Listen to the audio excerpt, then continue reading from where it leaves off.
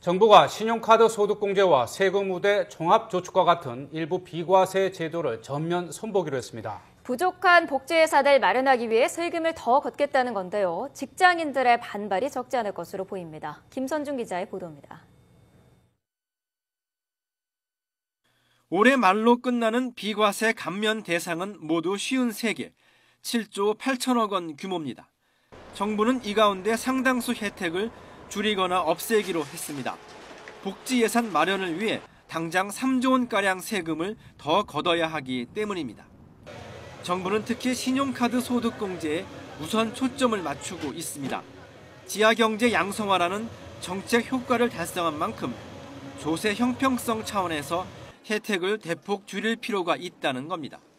현재 신용카드 소득공제율은 15%, 깎아주는 세금만 1년에 1조 3천억 원입니다. 하지만 반대도 만만치 않습니다. 가뜩이나 지난해 연말 정산에서 이른바 세금 폭탄을 맞았다는 직장인들이 적지 않은데 신용카드 소득공제를 더 줄일 경우 거센 반발이 불보듯 뻔하다는 이유에서입니다.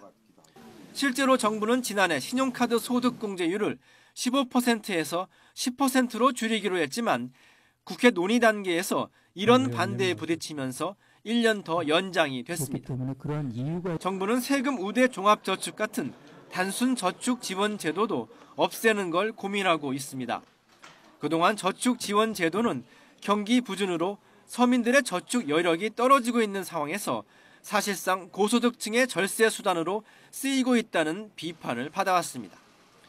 기획재정부는 관련 기관들과 협의를 거쳐서 오는 8월 세법 개정안 때 어떤 비과세 감면을 없앨지 발표하기로 했습니다. YTN 김선중입니다.